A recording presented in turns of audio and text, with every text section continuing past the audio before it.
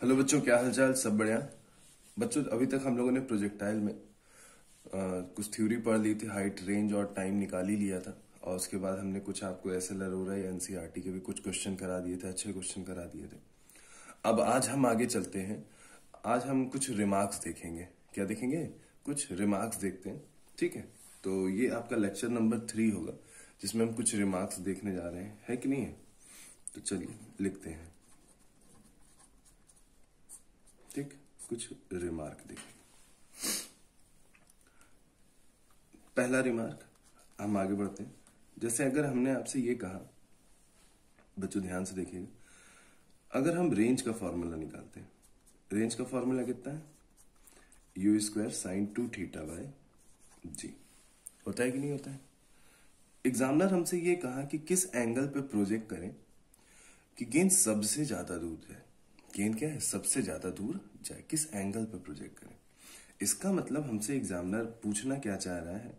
हमसे एग्जामिनर पूछना चाह रहा है कि मैक्सिमम रेंज बताइए। क्या बताइए? मैक्सिमम रेंज बताइए। तो हमें एक तो देखिए, एक इसका बड़ा तरीका भी ये हो सकता है कि हम इसको डिफरेंशिएट करें या डिफरेंशिएशन 0 करके फिर मैक्सिमम ये सारी चीजें करें। या इसका एक सरल तरीका, आसान तरीका ये भी हो सकता है कि अगर हम कह दें कि अगर ये वाला फिगर अगर मैक्सिमम हो जाए और ये फिगर डायरेक्टली प्रोपोर्शनल है, रेंज डायरेक्टली प्रोपोर्शनल है, तो हम ये भी कह सकते हैं कि अगर ये वाला फिगर अगर मैक्सिमम हो जाए तो ये फिगर तो मैक्सिमम हो जाएगा। और किस फिगर की मैक्सिमम की बात अगर हम कर रहे हैं तो हम ये कह रहे हैं कि अगर साइन 2 थीटा की वैल्यू मैक्सिमम हो जाए, मतलब साइन की वैल्यू मैक्सिमम हो जाए, तो साइन की जो मैक्सिमम वैल्यू होती है वो 1 होती है। साइन की जो मैक्सिमम वैल्यू होती है वो कितनी होती है? 1 होती है। तो साइन की वैल्यू 1 कब होती है? 90 डिग्री पे होती है। किस एंगल के लिए होगा? 2 थीटा। 2 से 90 कट जाएगा तो थीटा विल बी 45 डिग्री। इसका मतलब ये हो गया कि हमारी जो रेंज मैक्सिमम मिलेगी, हमारी जो रेंज मैक्सिमम मिलेगी वो कितनी मिलेगी? हम इस फिगर को 1 लिख सकते हैं डिवाइडेड बाई जी। तो रेंज मैक्सिमम का फॉर्मूला हो गया u square by g at an angle of 45 degree. At an angle of 45 degree. Clear? ठीक। अब हम आगे चलते हैं। इसका मतलब ये हुआ कि अगर हम बॉल को प्रोजेक्ट करें यहां से और कुछ 45 डिग्री पे प्रोजेक्ट करेंगे तो बॉल सबसे ज्यादा दूर जाएगी। बॉल सबसे ज्यादा दूर जाएगी। इसका मतलब ये रेंज मैक्सिमम का फॉर्मूला है। मगर हाँ, एक बात और है कि यहां पे बॉल एक हाइट को भी बनाएगी। ठीक, वो हाइट देखते हैं कितनी होगी। तो इसका मतलब ये हाइट जो बन रहा है वो 45 डिग्री पे बन रहा है। तो अगर हम देखें यहाँ पे, हाइट का फॉर्मूला होता है u square sine square theta divided by 2g। तो यू स्क्वायर हो गया। अब हम यहाँ पे 45 रख सकते हैं, बोलिए रख सकते हैं, डिवाइडेड बाई 2g। तो यू स्क्वायर साइन 45 होता है 1/√2, ठीक, और लगा स्क्वायर डिवाइडेड बाई 2g। कितना हो गया? यू स्क्वायर 1/√2 2 हो जाएगा डिवाइडेड बाई 2g। तो हमारा हो जाएगा answer you square by 4g। तो इसका मतलब ये हो गया कि h एट 45 डिग्री जो होगा वो यू स्क्वायर बाई 4g। और इससे ये क्लियर है कि रेंज जब मैक्सिमम होगी कुछ ना कुछ हाइट बनेगी बनेगी। अब इनके बीच का अगर हम रिलेशन देखना चाहें तो देख सकते हैं रिलेशन क्या होगा। तो आर मैक्स, और इसमें एक बच्चों का कंफ्यूजन ये रहता है कि आर मैक्स एच मैक्स का रेशियो का एक क्वेश्चन बनता है, उसमें बड़ा कंफ्यूजन सा रहता है, मगर अब आपको कंफ्यूजन नहीं होगा। ठीक, अब देखिए ध्यान से, यू स्क्वायर बाई जी और u square by 4g।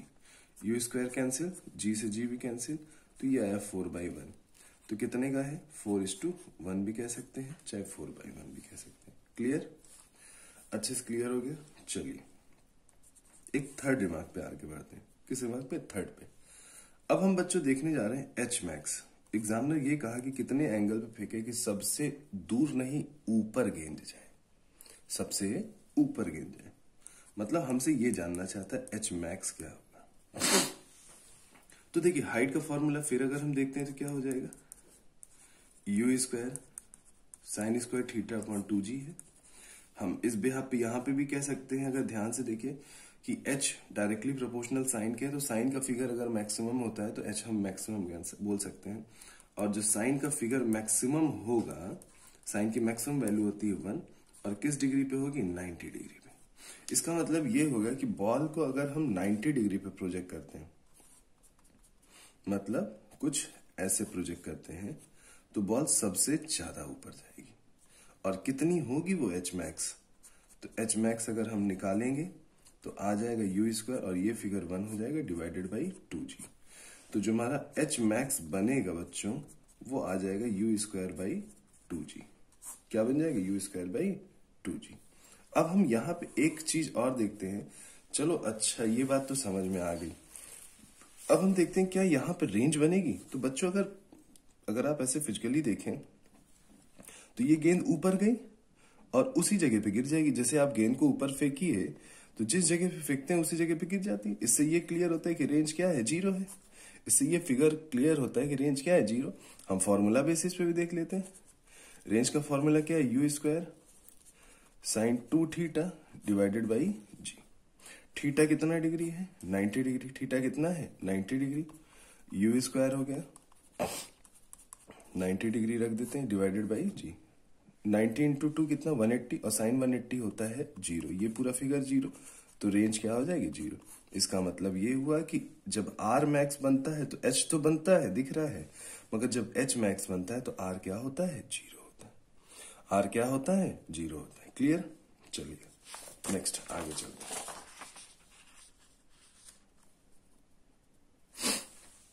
Next 4 number की बात करते हैं। 4th अब हम आर मैक्स और एच मैक्स में रिलेशन देखेंगे। आर मैक्स और एच मैक्स में क्या देखेंगे, एक रिलेशन देखेंगे। तो आर मैक्स तो हम निकाल चुके हैं, यू स्क्वायर बाई कितना 2g, sorry u square by g. और एच मैक्स निकाल चुके हैं यू स्क्वायर बाई 2g। ठीक, यू स्क्वायर से यू स्क्वायर कट गया, जी से जी कट गया, कितना आएगा 2/1, मतलब 2:1 होगा। अगर एग्जामिनर हमसे आर मैक्स दे के एच मैक्स पूछवाता है तो हम बड़े आसानी से निकाल सकते हैं इस रिलेशन से। ठीक बच्चों, आ गया समझ में। ठीक, नोट्स बनाते चलिए बढ़िया से। बिल्कुल देखिए जैसे नोट्स बनता है वैसे ही मैं पूरा बनवा रहा हूँ आपको। अगर पहले वीडियो से अगर आप देखना शुरू करें तो जैसे एक प्रॉपर नोट्स बनता है। ठीक, अब देखो ध्यान से, एग्जामिनर ये भी अब अगला रिमार्क ये बन सकता है कि किस एंगल पे फेंकें कि रेंज सेम हो जाए। किस किस एंगल पे फेंकें कि रेंज क्या हो जाए, सेम हो जाए। तो बच्चों रेंज का फॉर्मूला अगर हम देखें, एक बहुत अच्छा रिमार्क है ये, बहुत ध्यान से देखिएगा। U square sine 2 theta divided by ji.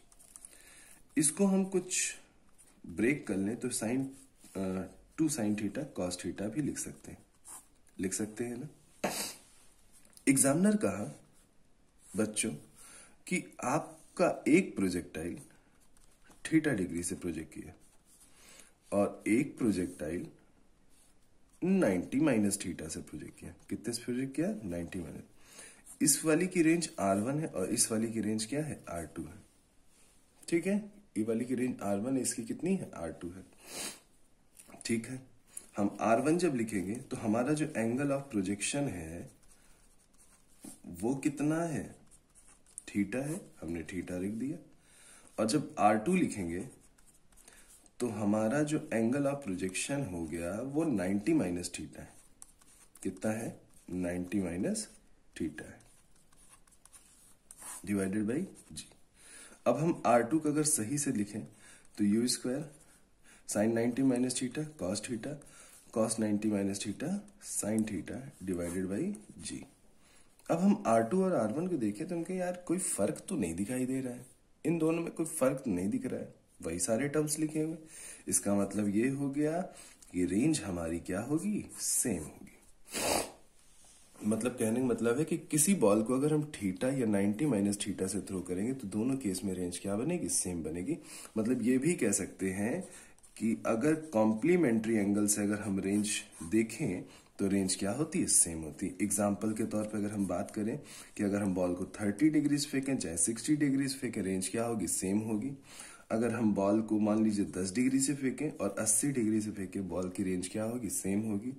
70 degree से फेंकें और 20 डिग्री से फेंकें, रेंज क्या होगी, सेम होगी, है कि नहीं। 75 डिग्री से फेंके या 15 डिग्री से फेंके, रेंज क्या होगी, सेम होगी। ठीक है भाई, कोई दिक्कत? अब एक एग्जांपल के तौर पे अगर देखिए, डायग्राम बेसिस पे अगर आप देखना चाहें तो देख लीजिए। जैसे ये हमारी बॉल है, ठीक है। अब देखिए सबसे ज्यादा दूर कब गिरेगी? जब आप 45 से थ्रो करते हैं। कितने से थ्रो करते हैं? 45 से, ठीक। अगर हम 15 डिग्री से थ्रो करें तो ये गिरी गेंद कितने डिग्री से थ्रो किए? 15 डिग्री से। कितने डिग्री से? 15। और 75 से थ्रो किए तो 75 से भी थ्रो करेंगे तो गेंद क्या हुई? यहीं गिरी। कितने से थ्रो किए हम लोग? यहाँ पे इस वाले को अगर हम यहाँ पे दिखा नहीं पा रहे, 75 डिग्री, ये पूरा यहां तक है, ठीक। अगर हम मान लीजिए 30 डिग्री से थ्रो करते हैं, 30 डिग्री से थ्रो किए, गेंद यहां गिरी। मगर अगर हम लोग 60 डिग्री से भी थ्रो करेंगे तो गेंद क्या होगी? बिल्कुल यहीं गिरेगी। दिख रहा है कि नहीं दिख रहा है? इसका मतलब है कि कॉम्प्लीमेंट्री एंगल पे रेंज क्या होता है? हमारा सेम होता है।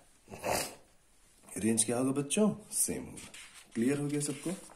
आगे चलते हैं, ठीक है। नेक्स्ट आगे, अब हम बढ़ते हैं आगे। देखिए कौन सा रिमार्क हम आएगा? 6। हम थोड़ा देखते हैं एनर्जी एट हाईएस्ट पॉइंट। कहां देखेंगे? एनर्जी एट हाईएस्ट पॉइंट पे, जहां पे एट हाईएस्ट पॉइंट, ठीक है। एनर्जी कहां देखने जा रहे हैं? हाईएस्ट पॉइंट पे। देखिए ध्यान से, तो अगर हम लोग बच्चों हाईएस्ट पॉइंट को अगर देखें, यहां पे देखें, ये हमारा प्रोजेक्टाइल है। अगर हम लोग हाईएस्ट पॉइंट पे देखेंगे तो हाईएस्ट पॉइंट पे जो फाइनल वर्टिकल वेलोसिटी है वो तो 0 हो जाती है। सिर्फ एक ही वेलोसिटी बचती है, वो u cos थीटा। इससे दो चीज बड़ी अच्छे से क्लियर होती है कि देखिए, समझने वाली बात ये है कि हाईएस्ट पॉइंट पे मेरे पास वेलोसिटी भी है और हाइट भी है। हाईएस्ट पॉइंट पे मेरे पास एक वेलोसिटी है u cos थीटा और जमीन से ऊपर ये गेंद है, हाइट भी है। इसका मतलब मेरे पास उस समय काइनेटिक एनर्जी भी होगी और पोटेंशियल एनर्जी भी होगी, क्योंकि दोनों चीज है। देखिए यहाँ जमीन से ये गेंद h हाइट ऊपर है, तो काइनेटिक एनर्जी कितनी होगी? हाफ mv² और वेलोसिटी वहां पे u cos थीटा सिर्फ है का स्क्वायर हो गया। कितना बना? Half mu² cos square theta. और पोटेंशियल एनर्जी क्या होता है? mgh होता है। mg और हाइट कितनी है हमारी? हाइट तो फॉर्मूला पता है ना, u² sin square theta divided by 2g, ठीक। g से g क्या हुआ? कैंसिल आउट हुआ, तो 1/2 mu² sin स्क्वायर थीटा। बोलिए होगा कि नहीं? mu² sin square theta. तो हमारी जो काइनेटिक एनर्जी है, हमारी जो काइनेटिक एनर्जी अगर आप देखें तो वो cos थीटा के फिगर पे डिपेंड कर रही है, और पोटेंशियल एनर्जी साइन, मतलब दोनों एंगल पे डिपेंड कर रही है। दिख रहा है कि नहीं? मगर हम लोग टोटल एनर्जी निकाले, टोटल एनर्जी कितना होगा? Kinetic energy plus potential energy. तो काइनेटिक एनर्जी और पोटेंशियल एनर्जी दोनों में ये फिगर कॉमन है, तो हम इसको लिख सकते हैं cos square theta plus sine square theta. और cos square theta sine square theta कितना हो जाएगा? 1 हो जाएगा। तो हमारी जो टोटल एनर्जी आई वो हाफ mu² आई। दिख रहा है कि नहीं? मतलब total energy angle of projection पे डिपेंड नहीं करेगी, है कि नहीं है? तो हम ये भी कह सकते हैं कि टोटल एनर्जी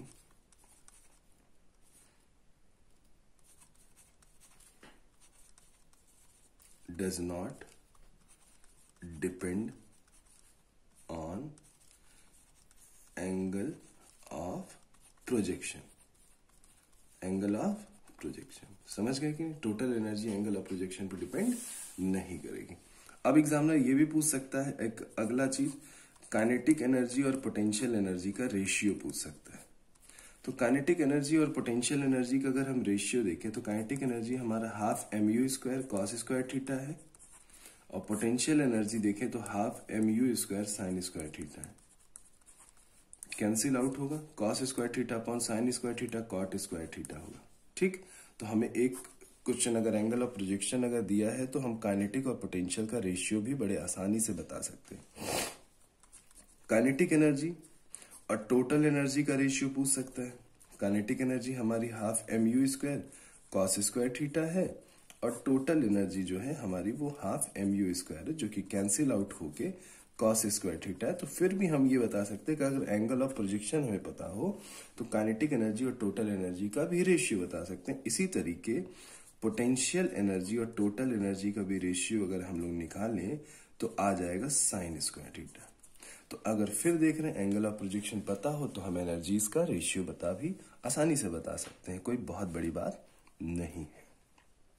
एक एग्जाम्पल के तौर पर मैं अगर अब बात करूं कि थीटा की वैल्यू मान के चलिए कि मान लीजिए 30 डिग्री, ठीक, तो उनकी एनर्जीज का रेशियो अगर बताना है, अगर मान लीजिए काइनेटिक एनर्जी टोटल एनर्जी का रेशियो अगर पूछा तो अगर हम लोग रख देते हैं यहाँ पे cos स्क्वायर 30, ठीक, cos 30 होता है √3/2, स्क्वायर लगा हुआ है, तो काइनेटिक एनर्जी और टोटल एनर्जी का अगर हम रेशियो देखें तो कितना हो जाएगा 3/4 हो जाएगा।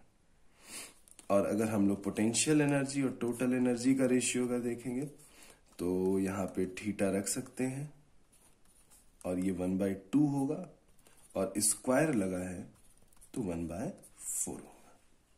ठीक, देखिए क्वेश्चन आ गया, आसानी से बता सकते और हम ये इसको भी बता सकते हैं, कोई बहुत बड़ी बात नहीं है। तो बच्चों आसानी से आपको समझ में आ गया होगा, कोई दिक्कत परेशानी आपको नहीं हुई होगी। ये हमारे कुछ रिमार्क्स थे, कुछ इंपॉर्टेंट पॉइंट थे। अभी हम और रिमार्क्स आपको लेके चल रहे हैं, ध्यान से देखें। सारी रिमार्क्स को लिखना बहुत जरूरी है क्योंकि तभी आप एग्जाम में अच्छा क्वेश्चन कर पाएंगे। रिमार्क 1, एग्जामिनर पूछ सकता है find the change in velocity and change in momentum. किसी दो पॉइंट पे आपको पूछ सकता है कि आपकी वेलोसिटी और मोमेंटम का क्या चेंज है। तो देखिए ध्यान से, जैसे अगर हम लोग यहां पे आए, जैसे ये हमारी बॉल है, एग्जामिनर पूछा कि जब बॉडी हाईएस्ट पॉइंट पे जाएगी तो मोमेंटम का क्या चेंज आएगा। तो अगर हम लोग यहां देखें तो हमारे पास यहाँ पे u sin थीटा की वेलोसिटी है और यहां देखें तो हमारे पास u cos थीटा की वेलोसिटी है, ठीक, और हम यहां देखें तो हमारे पास सिर्फ u cos थीटा बचता है, वर्टिकल कंपोनेंट 0 हो जाता है। तो ये हमारा इनिशियल पॉइंट होगा और ये हमारा क्या होगा, फाइनल पॉइंट होगा। ठीक, तो इनिशियल वेलोसिटी जब हम लिखेंगे तो हम लिखेंगे कितना, u cos थीटा का कंपोनेंट है मगर x डायरेक्शन में, तो i कैप लगा लिए, और u sin थीटा अगर हम देखेंगे तो ये j का कंपोनेंट है, मतलब y एक्सिस है। और फाइनल वेलोसिटी अगर हम देखेंगे तो u cos थीटा है जो कि सिर्फ i की तरफ है और वहां पे j का कंपोनेंट क्या है, 0 है। तो हम वेलोसिटी का चेंज देखने जा रहे हैं, तो क्या कर सकते हैं, final velocity minus initial velocity. तो final velocity minus initial velocity अगर हम लोग करें तो हो जाएगा u cos theta i minus u cos theta i plus u sin theta j। u cos theta i से u cos theta i cut गया और ये माइनस अंदर जाएगा तो minus u sin theta j हो जाएगा, और इस माइनस को अंदर भेज दिए तो माइनस j हो जाएगा। इसका मतलब ये हुआ कि हमारी जो वेलोसिटी का मैग्नीट्यूड तो u sin थीटा होगा, बट जो डायरेक्शन होगा वो माइनस j, मतलब नेगेटिव y एक्सिस होगा। किसके होगा, नेगेटिव y एक्सिस पे होगा डायरेक्शन। दिख रहा है कि नहीं दिख। और अगर इनकेस अगर हमें मोमेंटम का चेंज देखना होता, क्या बदलेगी, वेलोसिटी ही बदलेगी, मास तो वही है। वेलोसिटी का चेंज अगर देखें तो कितना है, u sin theta minus j। तो ये हमारा mu sin थीटा, ये तो मोमेंटम का मैग्नीट्यूड आ गया और मोमेंटम का डायरेक्शन भी किधर होगा, नेगेटिव y एक्सिस, ठीक है, क्योंकि माइनस j का कंपोनेंट आ रहा है। अगर हमसे ये पूछता कि एक तरीके से ये पूछता है कि ये बताइए जहां पे बॉल गिरेगी वहां से अगर मोमेंटम का चेंज देखेंगे तब हमारे लिए ये इनिशियल हो जाएगा, ये क्या हो जाएगा, फाइनल हो जाएगा। होगा कि नहीं होगा, ठीक है। अगले इसमें देखा जाए, अगले इसमें देखते हैं, ठीक है। देखिए 9वां पॉइंट, अगर हमसे एग्जामिनर ये पूछता कि इस दो पॉइंट पे मोमेंटम का क्या चेंज आएगा, यहां और यहां, तो बच्चों यहां पे अगर हम बात करें तो हमारा u sin थीटा का कंपोनेंट ऊपर होता है और u cos थीटा का कंपोनेंट इधर होता है, और यहां पे अगर हम बात करें तो हमारा u sin थीटा का कंपोनेंट इधर होता है और u cos थीटा का कंपोनेंट इधर होता है। ये हमारे लिए इनिशियल पार्ट में आएगा और ये हमारे लिए फाइनल पार्ट। तो हमारी जो इनिशियल वेलोसिटी होगी वो होगी u sin theta j cap plus u cos theta i cap. But अगर फाइनल वेलोसिटी अगर हम देखेंगे तो हमारा जो u sin थीटा है उसका डायरेक्शन नेगेटिव y एक्सिस है, मतलब माइनस j, और u cos थीटा अगर देखें वो तो i ही है। दिख रहा है कि नहीं दिख रहा? अब हम अगर वेलोसिटी का चेंज देखते हैं तो हम लिख सकते हैं final velocity minus initial velocity, u sin theta minus j plus u cos theta i cap. दिख रहा है? फिर आगे माइनस लगा लेते हैं, u sin theta j cap plus u cos theta i cap. कितना आ जाएगा? Minus u sin theta j u cos theta i minus u sin theta j minus u cos theta i। अब देखिए u cos theta i से u cos theta i cut गया, कितना बचा? Minus 2u sin theta j cap, और हम इसको 2u sin theta भी लिख सकते हैं और माइनस अंदर दे दें तो फिर भी हमको पता चलता है कि वेलोसिटी का जो डायरेक्शन है वो किधर की ओर है? माइनस j कंपोनेंट की ओर। तो बच्चों आज हमने आपको कुछ रिमार्क बताए, आपको रिमार्क बिल्कुल अच्छे से समझ में आया होगा। नेक्स्ट जो हमारा वीडियो बनेगा वो बनेगा ट्राजेक्ट्री पे बनेगा, और अभी हम प्रोजेक्टाइल में अभी आपको और क्वेश्चन कराएंगे, कंपटीशन के भी क्वेश्चन कराएंगे। बस हमारे साथ आप प्रॉपर नोट्स बनाते जाइए, जिनके भी अगर 11th वीक हो वो अच्छे से पढ़ें, फिर से पढ़ें, चीज़ें फिर क्या हो जाएंगी? अच्छी हो जाएंगी। ठीक, चलिए मिलते हैं नेक्स्ट वीडियो में। Thank you.